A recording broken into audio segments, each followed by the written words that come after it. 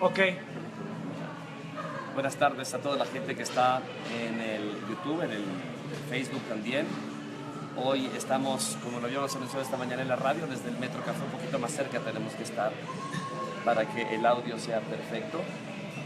Y vamos a bajar el ambiental un poquito luego, bueno, ya vemos.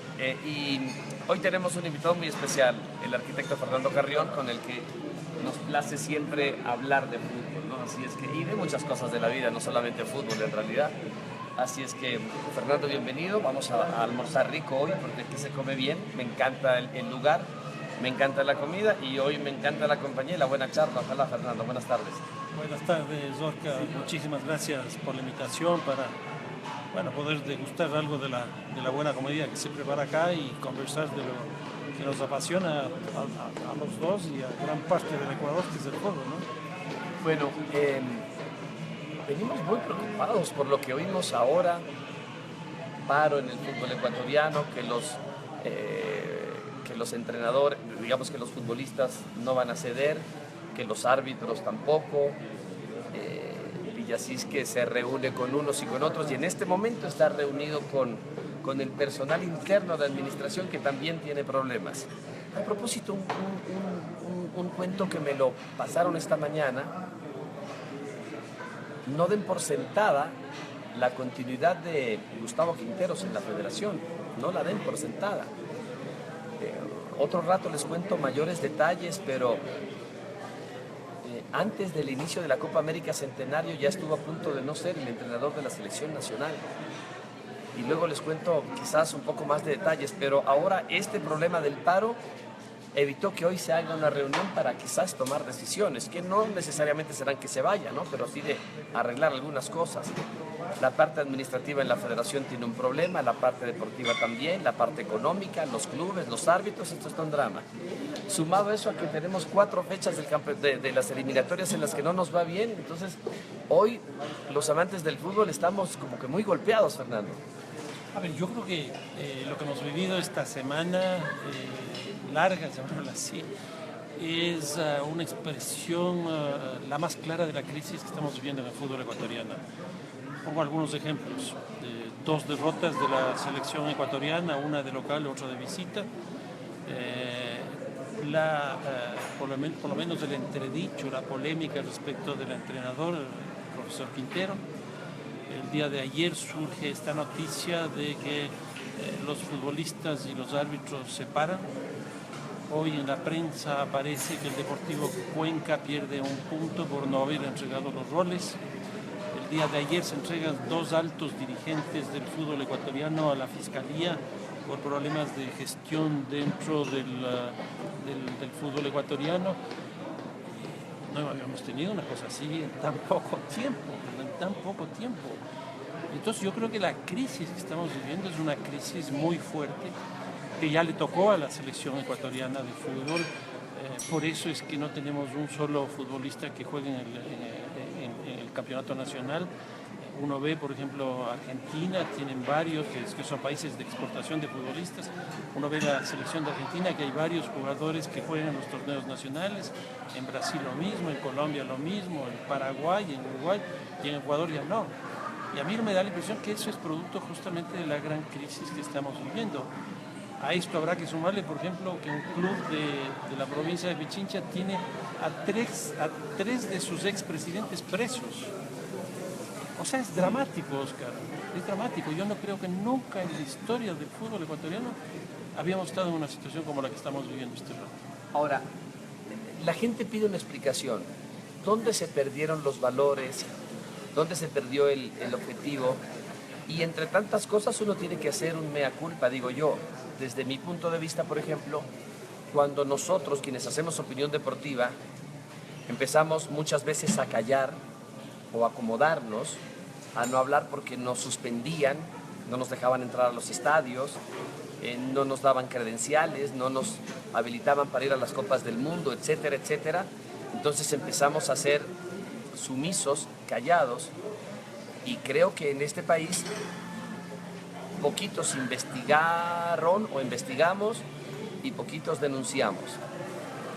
3 personas fueron sancionadas por el expresidente de la Federación Ecuatoriana, entre ellos estoy yo.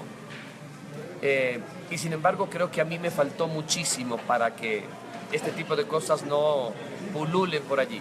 Y obviamente no solo la prensa, pero la prensa tiene, me parece a mí, Fernando, un alto, y tú eres un conocedor profundo del tema, la prensa tenemos un alto grado de responsabilidad, no somos los únicos, pero un alto grado de responsabilidad en todo esto que ha pasado en la dirigencia del fútbol mundial y ecuatoriano. A ver, yo te diría dos cosas. Veamos el rendimiento de la selección ecuatoriana de fútbol. El profesor Quintero se hace cargo en enero del 2015 y su primer partido es en marzo del 2015. De marzo para acá ha tenido 21 partidos, esos son 63 puntos. De esos 63 puntos, la selección ha obtenido 28 puntos. Eso significa el 42% del rendimiento. Y recién nos empezamos a dar cuenta ahora que hemos perdido 2 partidos seguidos. Yo creo que hay una responsabilidad de la dirigencia, del periodismo, yo diría del mundo del fútbol. Porque además una cosa, Oscar, de estos 28 puntos, la mayoría han sido obtenidos con países como Haití, Venezuela, Bolivia, Honduras, Panamá y un partido que tuvimos con México, no los titulares de la selección mexicana, sino los que participaron en la Copa... Que bajaban para la Copa América. Exactamente. Porque los titulares que fueron la Copa de Oro. Entonces, no nos damos cuenta de eso. Nos estaba jugando contra equipos, selecciones que nosotros creíamos que eran inferiores. Y que en la práctica eso es así. Pero Quinteros dice que le ganamos a Argentina, que con Brasil jugamos de igual a igual hasta el minuto 25 y que de no mediar un penal para él dudoso, para mí muy claro, una expulsión para él dudosa, para mí muy clara, la de Paredes, de no mediar, por eso quizás hasta sacábamos un buen resultado. Eso es lo que él nos dice en conferencia de prensa. Bueno, pero también nos ha dicho idiotas. Y que no sabemos claro. Entonces, creerle a una persona así que ya ha entrado en conflicto con los medios de comunicación de una forma tan fuerte y de una manera poco democrática, yo creo que se le agotó las relaciones con los medios de comunicación y con el mundo del fútbol. Antes del partido contra el Perú nos dijo: estamos en la zona de clasificación y nos falta un punto para llegar a ser primeros. Total, pierde ese partido, quedamos en quinto lugar y frente al primero ya estamos con 4 puntos de diferencia. Y con una tendencia decreciente de la selección. Rotunda. Entonces, yo creo que eso hay que revisarlo. Y entonces, volviendo a esta cosa del periodismo, a mí me parece que si bien el periodismo ecuatoriano, no sé si ha mejorado, pero tenemos mucho más periodistas vinculados al fútbol, porque tú recordarás cuando había una radio exclusivamente dedicada al deporte. No había. Y hoy día tenemos varias. ¿Cuándo teníamos programas de televisión dedicados exclusivamente al deporte y al fútbol? No había, ahora tenemos. Entonces yo sí creo que hay mucho más miradas de las que teníamos antes. Me parece que incluso ciertos periodistas jóvenes están entrando con mucho más formación de la que teníamos nosotros, que entramos al fútbol por otros lados. Unos entraron desde la literatura, otros desde la ficción, etcétera, etcétera. Pero hoy día tenemos un periodismo que ya está mucho más formado. Pero yo creo que eso les da mucho más responsabilidades. Y me parece que el periodismo tiene que ser mucho más analítico. Estos datos que te estoy dando generalmente no se da porque el periodismo se queda en el último partido. Y yo creo que hay que ver las tendencias, hay que ver los procesos. Esto que estoy señalando, la crisis del fútbol ecuatoriano, te digo una cosa adicional, Oscar. Yo revisé datos de los presupuestos de los equipos de fútbol para este año. Hubo un incremento del 16% frente al periodo anterior, frente al año 2015. ¿Qué es lo que ocurre? Este año la tasa de crecimiento del fútbol ecuatoriano podemos decir que fue del 16% y la tasa de crecimiento de la economía ecuatoriana, según el Banco Central, es menos 1.7%. Algo está mal. Claro. Algo está mal. Los números no cuadran. Exactamente. Entonces, creo que hay que hacer esas relaciones con la economía, con la política, con la cultura. Mira, te digo una cosa más, Oscar. Yo veo hoy día, si bien la crisis del fútbol ecuatoriano es terrible, veo que la de Quito es mucho más. Yo vengo sosteniendo ya desde hace algún tiempo que la Liga Deportiva Universitaria, mi equipo, está viviendo una orfandad. ¿Y qué significa la orfandad? Ya no tiene el Deportivo Quito, ya no está el Aucas, el Nacional está ahí más o menos, la Católica no tiene hinchada y el Independiente no tiene hinchada. Entonces no hay movilización social, por decirlo de alguna manera, que hace que Quito esté en un vacío terrible, un vacío terrible. O sea, el clásico de hoy día podríamos decir que es Liga Nacional. que nunca ha tenido una tradición histórica. Y eso le está afectando mucho, mucho al fútbol ecuatoriano. Tenemos el Quito que está ya en la categoría B y probablemente descienda de categoría o desaparezca. Y tenemos el caso del Aucas que va a ascender. Tenemos un equipo como el Independiente, que es una cosa muy interesante, pero todavía no logra consolidar un espacio dentro de las hinchadas. Es terrible. Es verdad. Y aparte es verdad, es decir, no reparamos en eso y es verdad. Muchos de los medios somos como muy mediáticos, nos quedamos con lo más reciente y eso es verdad. Yo no había reparado, muy importantísimo ese dato, claro, no tiene con quién, como si Boca no tuviera River, como si Barcelona no tuviera Emelec, como si el Real Madrid no tuviera el Barcelona. En Quito, Liga no tiene el sparring, y es verdad. Entonces, decimos, ¿por qué bajan las asistencias a los estadios? ¿Por qué el fútbol no es...? Ayer conversaba con el Panchito Ceballos, que hoy sale a las 9:30, sale un reportaje que hacemos lindo, una linda nota, un diálogo agradable con el volante del equipo de Liga Deportiva Universitaria. Venga, mamita. Y él me decía, ustedes tienen que ayudar para que la gente vaya a los estadios. Ven, esta chica linda que nos acompaña, María José, que siempre nos atiende aquí. El arquitecto quiere que nos recomiendes algo. A ver, ¿qué le apetece, arquitecto? Vamos a ordenar. ¿Qué nos apetece para pedir y almorzar delicioso? Pero eso me costé, no tienes, es muy rico. ¿En serio? Sí. A ver, vamos a probar eso. ¿Sí? ¿Listo? ¿Cuál le recomendó? El metro steak. ¿Ya? ¿Cuál es? ¿Qué tiene ese metro Ya, steak? el metro steak viene bañado en vino tinto, acompañado ¿Ya? con champiñones. Es muy delicioso. Puedes escoger igualmente 2 guarniciones. ¿Ya? Y si yo no quiero algo carne roja, quiero pescadito ahí. Sí, tenemos salmón. ¿Ya? O tal vez camarones. Este, ¿no? Sí. El Un espagueti. diablo. El espagueti. Yo quiero el espagueti diablo. ¿Y usted qué quiere? Después pido yo. Después pide, bueno. Yo después. ¿Y de tomar? ¿De tomar qué jugos de qué tiene? Tenemos de mora, de guanábana, de naranja, naranjilla, maracuyá. Tenemos mezclados como mora, guanábana, frutilla, A naranja. ver, mora, guanábana, veamos. Yo uno de naranjilla. Ya. Qué lindo, ¿verdad? A mí regalan uno de guanábana. Guanábana. Permítame, por favor. Listo. Nos sentimos aquí muy lindos, atendido. Muy bueno aquí. Bueno, hoy no tengo los recursos para leer lo que me están diciendo, pero no importa, ya saben que lo de hoy es una entrevista y la vamos a manejar distinto a lo que estamos haciendo normalmente. Bueno, qué interesantísimo el diálogo, por supuesto, o sea, cosas en lo que no reparamos. Fernando, con esos números yo ya no tengo tantas dudas. Esta mañana yo decía, si a mí me tocara decidir la continuidad o no de Gustavo Quinteros, yo decía, la tengo muy difícil. ¿Por qué? Porque los últimos números a mí me dicen, y la manera como está jugando al fútbol, a mí me dicen que perdió control, que perdió lucidez, que no tiene respuesta táctica e incluso he llegado a interpretar como que no sabe exactamente a qué juegan los rivales, porque nos están superando el arranque del primer tiempo, como que nos sorprenden, y en la segunda etapa no hay respuesta táctica. Me molesta que no sea autocrítico. Él dice, la culpa es de los jugadores, errores infantiles, dice. Y yo no lo veo él decir, es que yo puse mal 2 jugadores, es que yo no encontré respuestas tácticas, es que yo no elegí bien las variantes. No lo escucho decir eso. Entonces él le echa la culpa a los demás y eso me parece que es una persona irresponsable, porque la responsabilidad que es de él se la pretende dar a los demás. Pero también es cierto, decía esta mañana, que a poquitos días de ya encarar 2 partidos vitales, porque estamos a 2 partidos de que o nos terminan de meter o nos mantienen en el camino o nos bajan definitivamente, que son contra Chile aquí, partido muy difícil, y contra Bolivia ya terriblemente complicado. Miren lo que está haciendo Bolivia. Decía, no sé qué es mejor.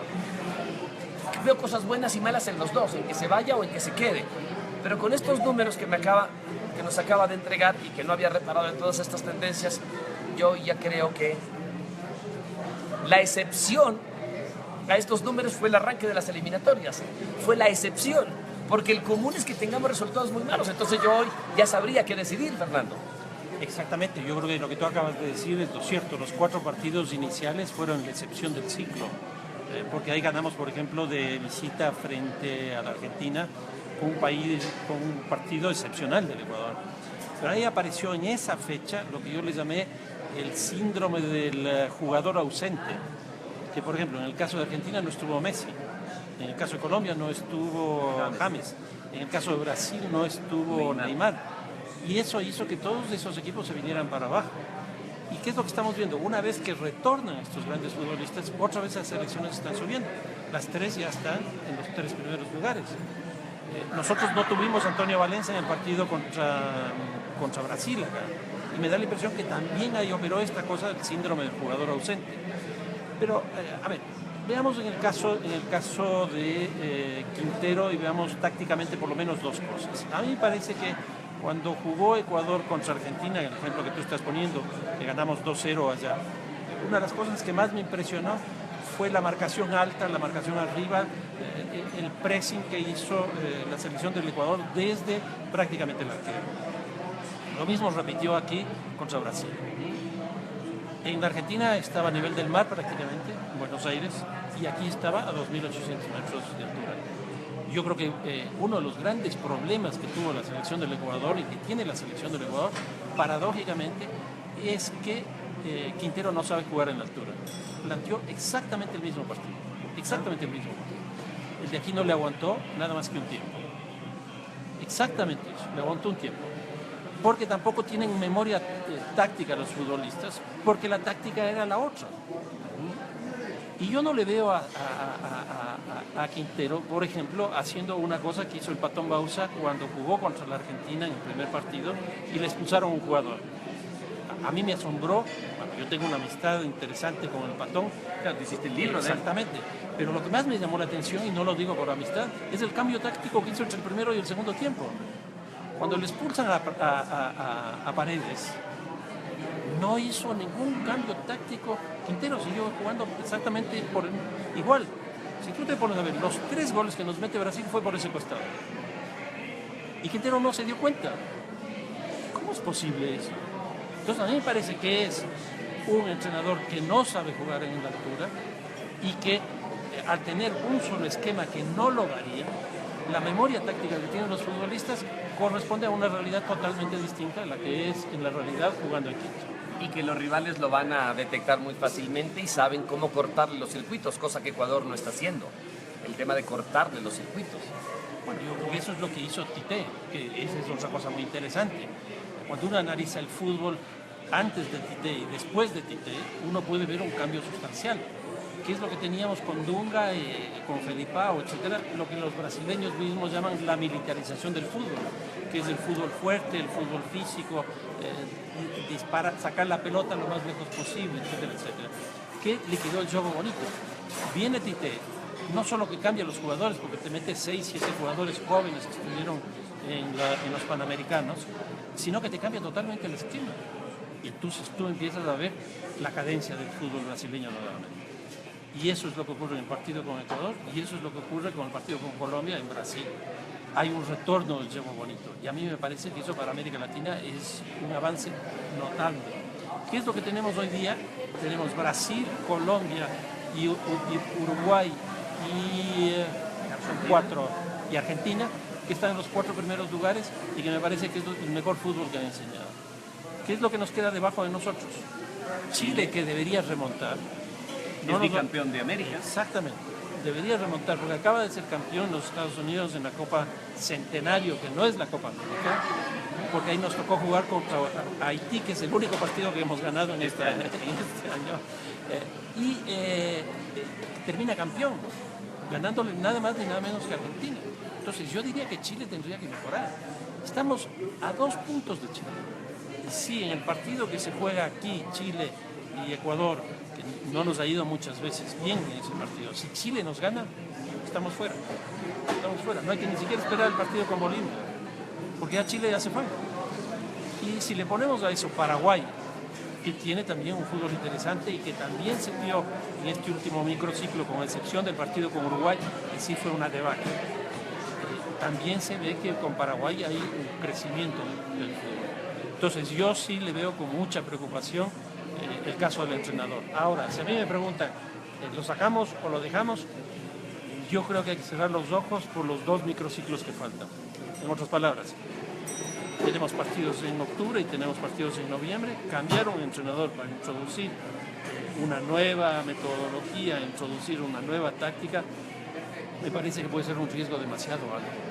Y yo creo que en el mercado nacional, que tendría que ser alguien que conozca el fútbol ecuatoriano, no hay un entrenador de este rato como para que sea innovación, se necesita estar en el fútbol ecuatoriano. Y yo no veo en el fútbol ecuatoriano este rato alguien que lo pueda reemplazar. Hay que cerrar los ojos y ver qué es lo que falta, qué es lo que pasaría en estos 4 partidos hasta fin de año. Sí, es una pena porque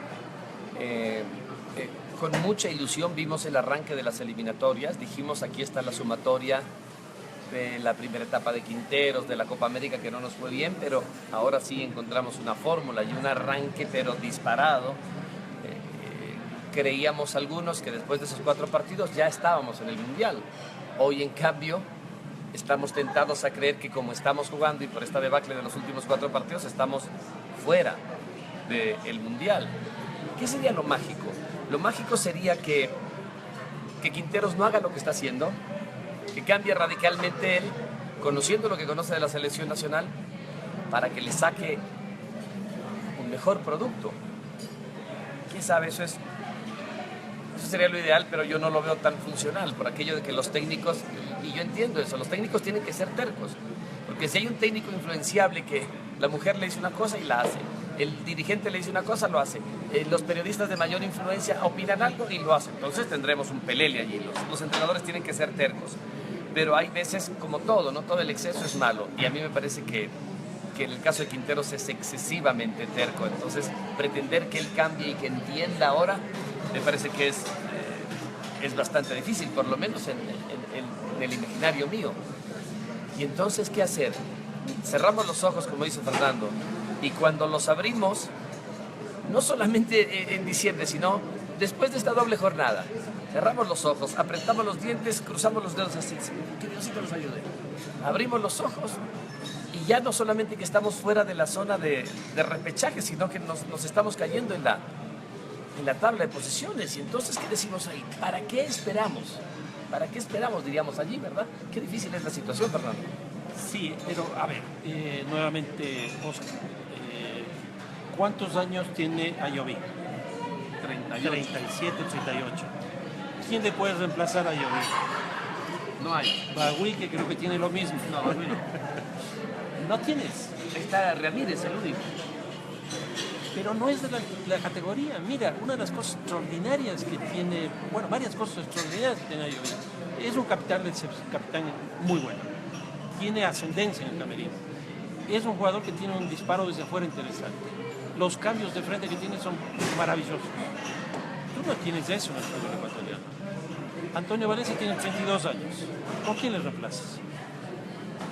O sea, ahora que tuvo que bajar a jugar en la saga en vez de la Hormiga Paredes, y barra con todo lo que se le ha venido promocionando, no es nada frente a Antonio Valencia. ¿Quién te queda ahí? Te queda Fidel Martínez. Y yo te diría, pare de contar. ¿Por quién reemplazas a Novoa, que tiene 32, 33 años? Cuando yo digo que la crisis ecuatoriana, la crisis del fútbol ecuatoriano les llegó a la selección, es porque no tienes recambios. Ahora, pensando positivamente y no nombre por nombre, puesto por puesto, el equipo de Emelec era la base de la selección, cuando el Emelec fue campeón. ¿Por qué no pensar ahora que la base de la selección sea el equipo del Independiente? O sea, lo que nos ha enseñado el Independiente en este último año es impresionante, es impresionante.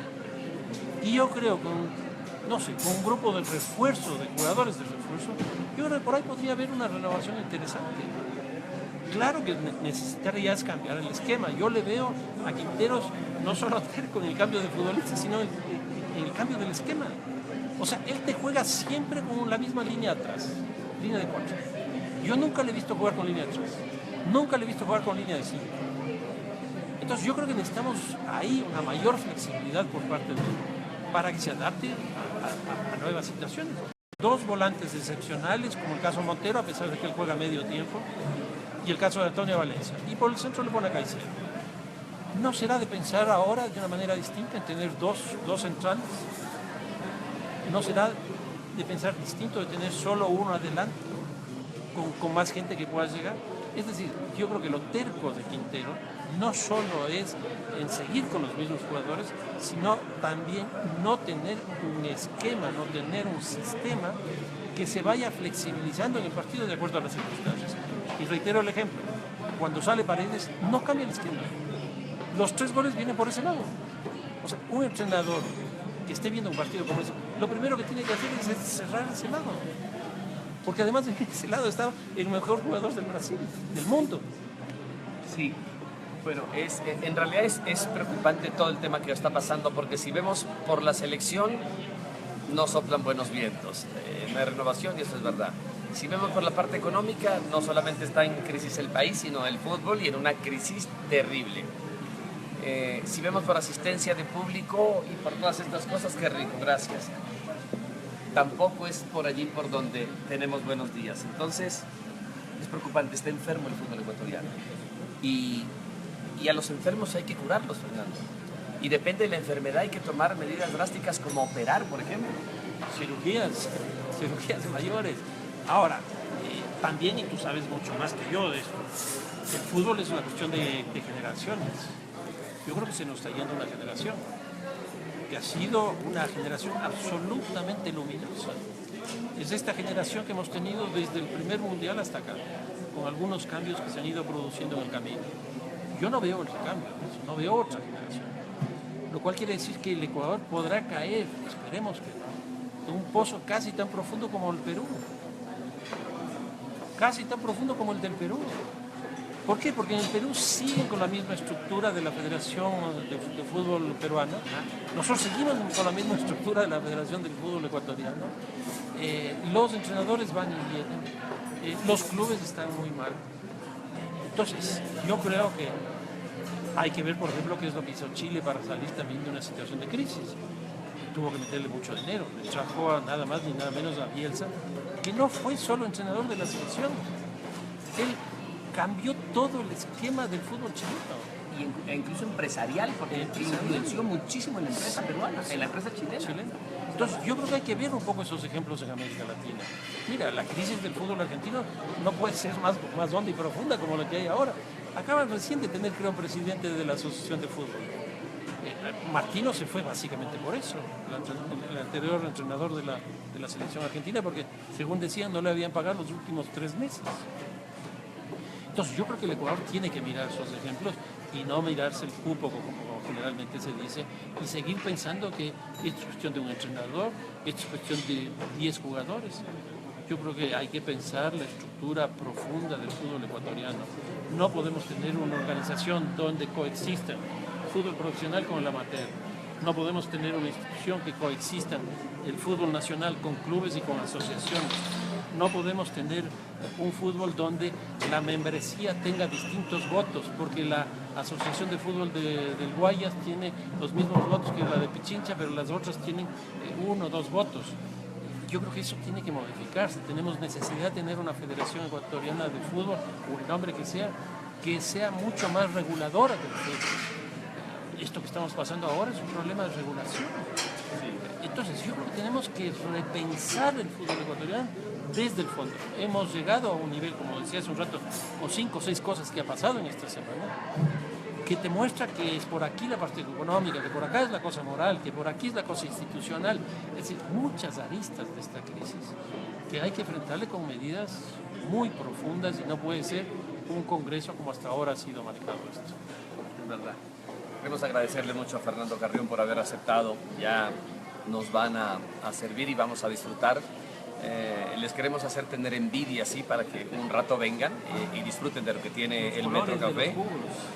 Sí, qué lindos colores, ¿no? A mí me gusta un poquito el entorno, porque me encanta el entorno del Metro Café. Me encanta. Se disfruta bien, especialmente. Bueno, les queremos agradecer a ustedes por haber estado otra vez con nosotros en este mediodía. No se olviden que esta noche a las 9:30 tenemos un especial de José Francisco Ceballos y que yo creo que les va a gustar, porque Panchito habla muy abierto, muy tranquilo, nos va contando anécdotas, cosas más íntimas. Quienes miren el reportaje esta noche lo van a conocer un poquito más a José Francisco Ceballos.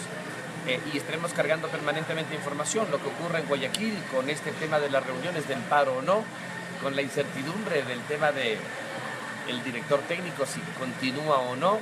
Esta noche, cuando sean las 21 horas y nos conectemos otra vez en directo, les estaremos contando un poquito más de detalles. Fernando, muchas gracias por haber venido.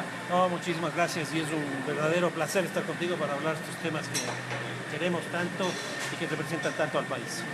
Perfecto. El arquitecto Fernando Carrión, nuestro invitado ahora. Estamos en vivo, pero cortamos para poder disfrutar. Conversamos un ratito en interno y a ustedes muchas gracias y cuando puedan, les recomiendo, vengan por el Metro Café, ya sea el de la Plaza de las Américas o aquí en el sector de la Orellana. Un abrazo, buenas tardes.